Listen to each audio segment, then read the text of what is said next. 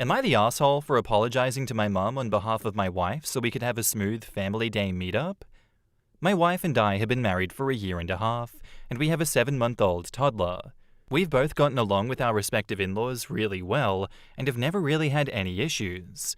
Last week, my wife and my mum had gotten into a verbal spat regarding not sending photos of our son to her.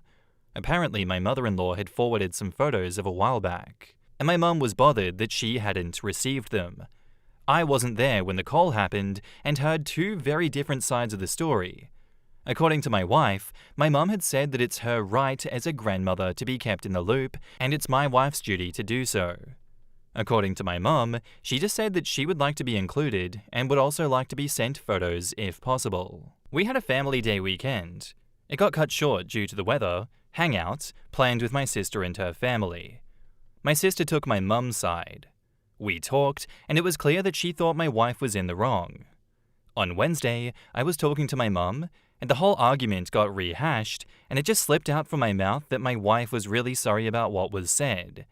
I then pressed my mum to bury the hatchet too. My sister learned about it and was cool with it as well. Our get-together at my sister's went well, and everyone was cordial. When we got back, my wife said that she was pleasantly surprised at how welcoming my sister was, all things considered. She then asked me if I had said anything. I said that I'd pressed everyone to get over it. She asked if I'd apologized on her behalf, and I said yes, that it slipped out, but I ran with it. She got extremely angry, said she regrets going, and now wants me to either make it clear that she is not sorry or she won't be meeting my mum or sister anymore. I think now that everyone's gotten over it, what good could that do? I do get her point of view that she feels that I shouldn't have spoken on her behalf, but I just thought that I'm the one who actually ended up apologizing and that everyone got past it. Am I the asshole? In the comments, info. Why is it up to your wife to send your mother photos and updates on your child? If you now know that your mother wants this, why haven't you been doing it? I know that it would be easy for your wife to do it at the same time, but why is it your wife's responsibility and not yours? And OP says, I'll be taking the charge and sending my mum photos of him here on. I just don't take photos of these things, and my wife is great about recording everything digitally, so whenever she'd take a picture of him, I would ask her to send it to my mum too, and she would be perfectly happy with doing that. I don't know what happened and why, but I'll just start becoming better at this myself. Someone else says, I mean, that solves the easiest of the problems, but what about the rest? Because as it stands, your wife won't be coming with you to any more family days. You're the asshole. You're very obviously used to placating your mother, which leads me to believe that your wife's version of events is what really happened. You know, you're supposed to be on your wife's team now, right? If you can't stand up to your mother on your wife's behalf, your marriage won't survive long term. OP replies, it's not about placating my mother. She lives far away, and we see her only a few times a year. I'd just like those few occasions to go smoothly. If we were seeing her regularly, then I'd be all for hashing out the issue. My wife has been my partner for over 3 years. She's the person that I'm closest to. This morning, I told her that I just wanted to get this issue done with so that the few times that we see my family can be happy occasions, and that I can ask her to do me a favor to this end because she's my wife, but I can't ask my mum that. She said my apology humiliated her, but the way that I see it, she came out the bigger person, but it was wrong of me to apologize on her behalf, and I again apologized to her for that. She insists that she was in the right and wants to let my mum know that, and I agree that she is, but I asked her to just let this slide and be the more reasonable one. We've dropped the subject for now. I don't get it. I don't understand why OP doesn't see where his wife is coming from. How come you just ignore what she's saying? She said my apology humiliated her, but the way I see it is that she came out of the bigger... Bro, you are minimizing your wife in this situation. It's like, well, yeah, you know, I understand now how you feel because you've told me about it, but actually, you're wrong, buddy. Are you trying to start like a gigantic argument with her? What's going on? You've already had so many arguments with her already off of the foundation of you lying, like putting words in your wife's mouth, and now you're putting thoughts into her brain that don't exist. OP needs a big slap of reality to the face because I'm just seeing delusion here. It's just all delusion. You see the boundaries that your wife sets that are healthy, that will only benefit everyone in the long term, and you say, I'ma just ignore that. How about I lie and manipulate my wife to agreeing to my boundary stomping? How about no, Scott? You're the asshole for this one, OP. And now, onto the update 4 days later. So I ended up talking to my mum about it. I had thought that with a bit of time, my wife would come around to the fact that it was best to just move past it, but it didn't. My mum asked me how my wife was doing, and I told her that she was still pissed about the whole thing. My mum was surprised since she thought that we had all agreed to move on, but I confessed that I had lied because no one else was willing to take the initiative. I also told her that my wife is her daughter-in-law, not daughter. She can't have any expectations from her, and that as her son, I will be the one sending pictures from now on. She apologized for what I had had to put up with, and the position that I was in. After I had spoken with my mum, I let my wife know that I confessed. She said she was sorry that I had to do this, and has been very kind to me. I wish that either her or my mother had been adults and chosen to be the bigger person about this, but knowing both, my mum probably said something entitled, and my wife retorted with something incisive. My mum is set in her ways and will be unreasonable. The reason I was asking my wife wasn't because I thought that she was wrong, but because I thought that she was the more reasonable one. I hate you. Seriously, what is wrong with you? I'm just gonna say it, you're an asshole, man. I don't know how she puts up with you. In the comments, info. Is there a reason that your wife doesn't like to send photos to your mum? Is it that your mum puts them on social media without your wife's consent? Is it that your mum has a history of disrespect for your wife? Is it that your mum wants to be seen as a great grandma without helping at all? There's missing reasons going on here. And OP replies, no. She had never had an issue with sending my mum photos. It's understandable that she'd send more to her own mum than mine, but anyway, I'll be the one sending my mum photos from now on. Quote, she apologized for what I'd had to put up with and the position that I was in. That is not an apology. I saw red at that part. Right? That's another backhanded slam at his wife, and he hasn't even noticed. Oh, he noticed. He doesn't care. In fact, he's doubling down on it. OP started it off as, I got two sides to the story and don't know who to believe, and then goes into great detail about how obvious it was that his mum is the instigator and his wife's version was likely 100% accurate. I give OP's relationship 5 years tops. He's enabling his mother's toxicity towards his wife. There's no way that doesn't destroy whatever trust they had left in each other. Quote, I wish that either her or my mother had been adults and chosen to be the bigger person about this. I don't know. Maybe OP should be the bigger person about this and stop bullshitting his mother and his wife for peace. People always go after the reasonable person to bow down to the unreasonable one. Eventually, even the most level-headed person has had enough of that bullshit. I feel this in my soul. My mother-in-law and I don't have a relationship whatsoever, and my husband only speaks to her every few months because of exactly this kind of attitude. From my mother-in-law, not my husband. My husband's great. He's got a nice spine. OP, I don't placate my mother. He did, in fact, placate his mother. Does she apologized for what I had to put up with mean that the mother apologized to the son for having to put up with his wife?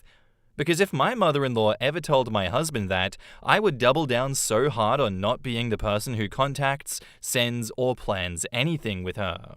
Gosh, OP, it's never okay to assume that your wife should be the bigger person because she's the more reasonable one.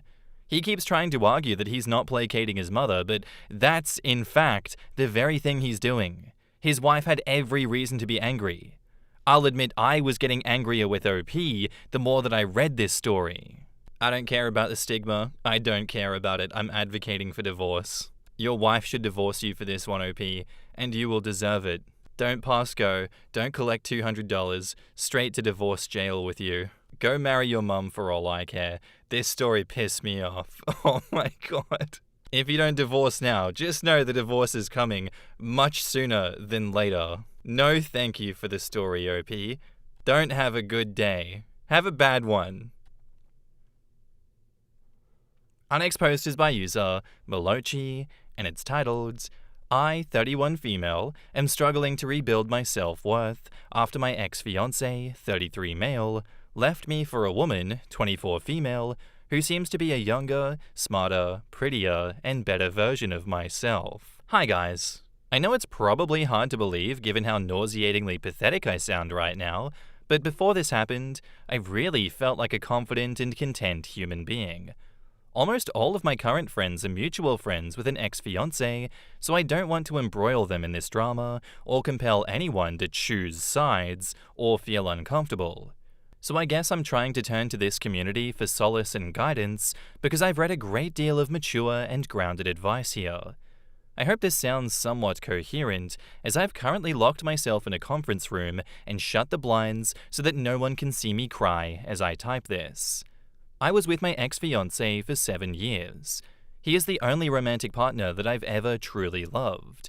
I was completely head over heels in love with him. Even now, after all of this, I still feel that way about him. He is charming, goofy, kind, quick-witted, interesting, ambitious, and gorgeous. We got engaged 2 years ago, but we were not in a rush to get married. About a year ago, we began to seriously contemplate trying for a baby. We had lived together happily for 6 years. We had done all of the traveling and partying that we wanted to do in our 20s, and we were excited to start our family. Over the next 6 months, he was much busier than normal, but I didn't think that anything was wrong. I did my best to alleviate any extra stress that he had, though I was experiencing some extra pressure at work too by taking over all of the housework and errands, helping him organize and pack for trips, and just being understanding when he would work very late or need to leave for a week or two. We didn't spend as much time together during that period, and I missed him a lot, but I thought that we were still happy. When the 6 months were over, our schedules reverted back to normal. I felt relieved until I started to notice him becoming more distant, despite the fact that we finally had more time together. He started going on his phone more frequently when we were together, and just seemed to be more protective of his phone. I'm not generally a jealous person, and I trusted him completely, so I didn't think much of it. But then one day, after another month had passed, I brought up the topic of trying for a baby as we had discussed. I could immediately tell that something was wrong. He was quiet for a while, and then he unleashed a flood. He said he was unhappy with our relationship and had been for some time. He said that he cared about me deeply, but that the spark in our relationship had died, and that he tried to convince himself that he could live without that spark, but had ultimately decided that he couldn't. He said I had done nothing wrong, and in fact was the perfect partner, but that didn't change the fact that he couldn't shake this nagging feeling that I wasn't the one for him. He said that he didn't want to hurt me, but that he couldn't condemn himself to a lifetime of settling for someone that wasn't his dream girl, even though he didn't know if his dream girl existed. He said he was sorry, but he couldn't live a lie anymore. I don't think I said a single word as he was telling me all of this, because I just felt so utterly shocked and blindsided. I just stood there, staring and listening and crying silently. When he finished, all I could utter was something like, "Okay, I'm sorry. I didn't know. Do you still love me?" And he paused for a while, and then said that he loved me but wasn't in love with me anymore. We proceeded to spend the whole night discussing his feelings and our relationship until we were both so exhausted we couldn't cry anymore and the sun was coming up. He said he was sorry again and that it was probably best if he stayed at a friend's place. So he packed up some stuff and left. That was about 5 months ago. We never really talked in person again. His brother and his best friend came over that weekend to get the rest of his stuff, and I just left while they were packing because I couldn't stand to be there. I felt so shocked and numb and traumatized and tired that I didn't even cry much. I couldn't really process what was happening as I went through the motions of moving out and explaining the situation to my family. When I finally moved into my new place and sat alone with my boxes, I completely broke down. I could not stop crying and dry heaving. I ended up using 5 vacation days to take off a week of work, which really irked my manager. I could not get out of bed, I barely ate, living off this old tub of peanut butter. I looked through all of our old pictures and tried to figure out where it all went wrong. Then for 4 months, I tried my best to move on. I deleted all of my social media apps so I wouldn't have to see him. I dove into work, I ramped up my hobbies, I exercised to keep my mind occupied, I met with friends and family, and I pretended that everything was okay. I started going to my therapist again, which helped a bit. I finally thought that I could see the light at the end of the tunnel, and then a month ago, I ran into a mutual friend from college. She said that it was really sad to see that we weren't together anymore, and surprising to see how fast he'd moved on. I told her that I wasn't keeping up with him anymore, but that I was doing okay. When I got home, even though I knew it was a terrible idea, I re-downloaded Instagram and went to his profile. His latest picture was him at his cousin's wedding with his arms around a gorgeous girl. All of the old pictures of him and I were gone from his profile. Again, I knew it was a terrible, self-destructive idea, but I went to the girl's profile and I Googled her. She's literally a younger, smarter, prettier, and better version of myself. We both studied at the same university, but she completed a prestigious program which I was rejected from. We both have green eyes and brown hair, but she is far prettier and legitimately looks like a model. We are both thin and fit, but she has an amazing hourglass figure, and she looks far more stylish than me and has tens of thousands of followers, even though she's not an influencer or whatnot. In fact, we both work at the same company. I'm pretty sure that my ex met her through work, but she landed a job in a prestigious division right out of undergrad and likely makes more money than me. She's an improved version of me, 7 years younger, and the love of my life is dating her. For the past month, I've been spiraling. I can't stop stalking my ex-fiancée and this girl. I look at her Instagram every day, and I torture myself with her gorgeous pictures. She's posted a dozen pictures with my ex over the past few months, and he looks so happy, healthy, and fit. They've gone on trips together, he's brought her to his hometown, and he's even posted a picture of them with a mushy caption, which he never did when we were together. I have no evidence, and I don't think my ex would do this, but I now suspect he was at least interested in her while we were still together. She started at the company about a year ago. I'm so paranoid of running into them. I can recognize that my behavior is obsessive and masochistic, and I've deleted Instagram, and I've told myself I'm not going to do this anymore, only to wake up the next day and re-download the app and do it again. My therapist has been trying to help, but I just cannot move past this.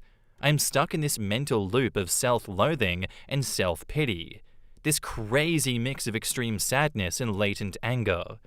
I feel so incredibly low, worthless, used up, discarded, and suddenly so incredibly old. I know that comparison is a thief of joy. I know that I'm objectively still young enough to move on. I know that social media is a highlight reel, and their relationship may not be perfect.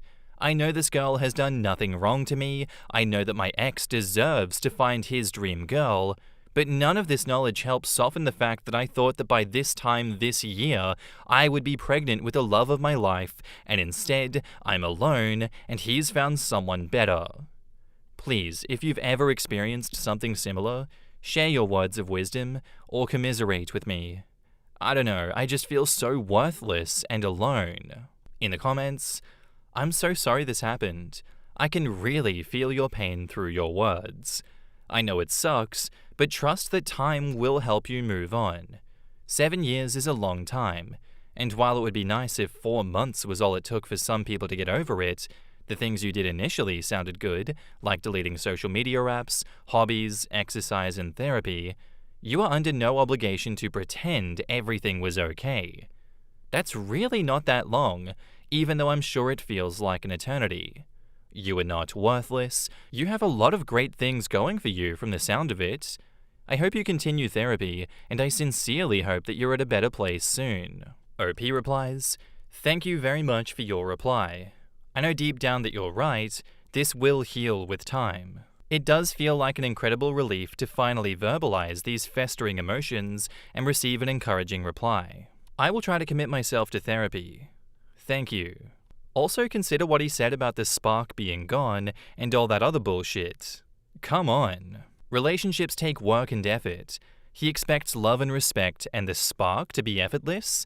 He's in for a rude wake-up call. He's just chasing the next shiny thing, but please don't think of yourself as any less than this other girl. You don't know how kind, giving, caring, or selfless she is.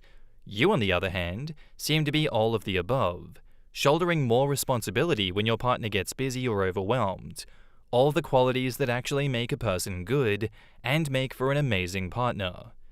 You can only worry about yourself, and if someone chooses not to see the good in you, they're not worth a second of your time.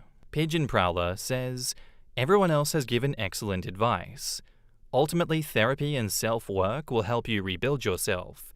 It will be painful sometimes, but so worth it, and you will reap massive rewards." A new chapter is beginning, and it's time to mourn and leave behind the people and habits that no longer serve your new life.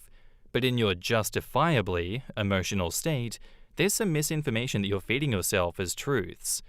Quote, "She is literally a younger, smarter, prettier, and better version of myself. No one is you except you. She looks like you and has similar attributes because your ex has a type, and not to get all armchair therapist, he's probably trying to fix what went wrong with your relationship by essentially having a do-over. He even picked one that was the same age as you when you started dating. That isn't an upgrade, that's regressive, and rather common. Quotes, and the love of my life is dating her. He is not the love of your life. He was one of your loves, but you'll have many, and much, much better than this schlub. Life is more complex and beautiful than romance movies. Don't waste your time thinking this was the one when he made it very clear to you that he wasn't. Time will help you heal. It's okay to fall apart for a while, as long as you keep on picking yourself up. Be kind and gentle with yourself as you would with a friend. Good luck." I agree with all of that. I think that OP is really, self-destructing in a sense to this situation, and that is perfectly understandable. It's a natural reaction, so many people have it. But I agree with Pigeon Prowler there. I do think that he is regressing. There's a good chance that that relationship that he is monkey branched into does not go well and he repeats the same mistakes. I really do hope that OP reads these comments and gets some better perspective as to how badly she is treating herself, and that it is not as doom and gloom as she's making it out to be. It really is not. It is a huge, huge, hit, absolutely. But she is far better off picking herself up and finding someone that does value her, because he has shown, yes, he does not and he will not. You have to let go of these people. It is not healthy to stay attached to them like that. And now, onto the update. Hi again, guys. It's been about 3 months since I posted about my struggle to move past my 7-year relationship with my ex-fiancé. While I cringe when I think about the pathetic state that I was in when I wrote that post, sobbing alone in that conference room, I was stunned by the empathetic, mature, and helpful advice that I received from members on this subreddit. These past few months have been an absolute rollercoaster, and I thought that I owed this subreddit an update, given how much solace and guidance you guys gave me during some of my darkest days. I don't think that things would have worked out nearly as well if I had continued to bottle up those festering emotions and isolate myself, so I'm grateful for every single person who commented and messaged me. Thank you, thank you, thank you. So here's what happened. The night I made that post, I finally blocked my ex-fiancé and his girlfriend on Instagram, as many of you suggested. I think actually verbalizing how obsessive and masochistic my behavior was, instead of keeping it all inside, and finally feeling validated in my emotional reactions after reading your sympathetic comments, clicked something in my brain, instead of feeling alone and crazy. I resolved to break out of that self-destructive loop, to stop torturing myself with their perfect pictures, and reclaim a modicum of self-respect. It was an incredible relief to not be constantly following the impulse to view their new pictures and give myself some time to heal, instead of picking at that scab every single day. That weekend, I decided to reconnect with my family and friends and stop pretending that I was handling the breakup flawlessly. They were incredibly compassionate, though also shocked that I had been hiding my dark feelings so well, and it was like I'd instantly rebuilt my support network. I didn't realize how emotionally isolated I had become until I was able to be honest and open with people in my life. I did continue to avoid talking to friends who were mutual friends with my ex because I didn't want to put anyone in an awkward position, but I was able to reconnect with a few of my other friends, and I took the initiative to finally make some fun plans. Getting out of the house to enjoy brunches, hikes, and shows with my friends over the past few months has been incredibly beneficial for my mental health. Just being in new environments and focusing on people other than my ex was therapeutic, even for someone who tends towards introversion like myself. Per your suggestions, I also decided to try out another therapist. I did find my original therapist somewhat helpful, but I also felt like he was not able to relate to some of the nuances in my issues, given that he was in his late 50s. So we had a bit of a generational gap. My new therapist is incredibly compatible with me, and instantly understood the intricacies of my problems. She has helped considerably with addressing the roots of my insecurities, and was able to validate and analyze my feelings in a much more intimate way. If you are struggling to find therapy useful, I highly recommend shopping around for a bit for a more compatible therapist. Therapy is certainly not a one-size-fits-all. Another popular suggestion from you guys was finding a job at another company, away from my ex-fiancé and his girlfriend. I didn't think that would be possible since the job market in my field is not great at the moment, but I began actively searching for other positions. I brushed up my resume, filled out a couple of applications, and even surprisingly secured an interview. Then, out of the blue, someone above me in my division quit to join a competitor. The senior managers were quite eager to fill his role quickly, so they decided to go with an internal hire. And after 5 or 6 rounds of interviews, God, I absolutely dread interviews, I got the job. I'm so grateful for this promotion. Not only is the salary substantially better, but the hours are actually more consistent as well. It's crazy. I feel like the momentum of my life has shifted so quickly, and I finally have an office. It's tiny, but I really enjoy it. The only downside was this promotion also meant that I would have to continue working in the same building as my ex, albeit a very large building.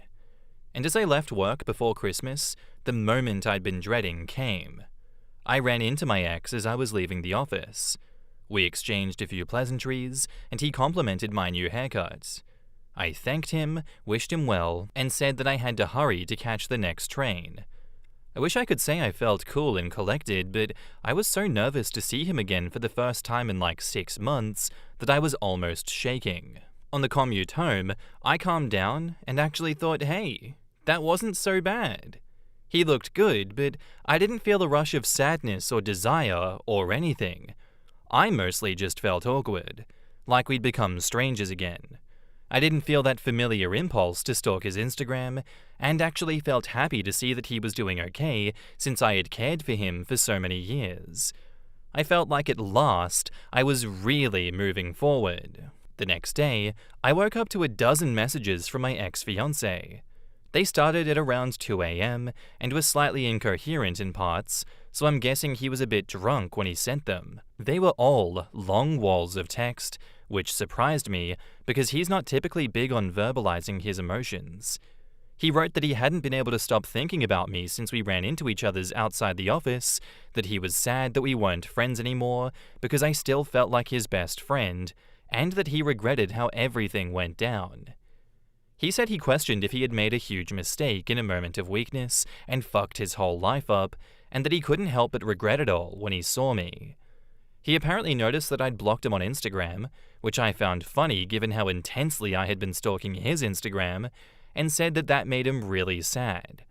I gathered from his messages that he had likely broken up with the woman that I'd seen on his Instagram because he said that he felt like he had been searching for some ideal woman who doesn't exist, and that he wanted to reignite our spark after failing to find that same spark with other people. I'm not gonna lie, it was shocking to read his texts, and I was trembling and struggling to process a lot of it at first. Part of me wanted impulsively to give him another chance, but after taking a day to mull over his words, I ended up feeling like he was less sorry that he had lost our relationship and more sorry that the greener pastures he sought weren't quite as green as he had imagined. I tried to respond kindly but firmly, saying that I really treasured and appreciated our relationship, but I felt like I could no longer trust him to the same degree that I once did, and that I felt like it would be confusing and painful for us to become friends in the near future. I told him how hurt I felt when he blindsided me after promising that nothing was wrong, and how I struggled for a long time to figure out what was missing in our relationship, but ultimately felt that as long as he thought the missing part was so crucial that he wanted to leave after all of those years together, that we probably aren't meant to be together. I wished him the best, and he didn't respond to my messages. I was a bit shaken by the whole thing, but I proceeded to enjoy the holiday break with my family and even elected to go to my friend's New Year's Eve party, which I was considering skipping. Well, I'm super glad that I didn't skip the party because I ended up meeting a wonderful man there. He is funny, intelligent, cute, interesting, compassionate, and is eager to settle down and have kids after somewhat recently exiting a long-term relationship. We've gone on 3 dates so far, and at the risk of sounding too enthusiastic, they've been the best dates of my life. We want to take it slow, since we were both in long-term relationships a year ago, but we've also been stunned by how compatible our personalities and interests and goals are, and frankly, we're also both quite keen to start a family as soon as possible. So while I'm trying not to be overly confident in this relationship, I'm also super excited to see where it goes. In conclusion, thanks in large part to the advice that I received 3 months ago in this subreddit, I've emerged from a very dark place and am now cautiously optimistic about my future for the first time in a long time. In the comments, what these dumb fucks never realize is that sparks aren't permanent. Loving someone and relationships ebb and flow. They require work. I hope he spends a long time alone realizing all of this because he will just do it again when he gets bored. The whole point of a spark is to start a fire that will keep you warm throughout the night. And if he was unhappy and had been unhappy for a long time, but did absolutely nothing to figure out why he was unhappy, or made zero effort to work through things with her, then no wonder the new relationship didn't work. It might spark, but the new woman won't be there to support him for months while work gets hectic, or have years of in-jokes.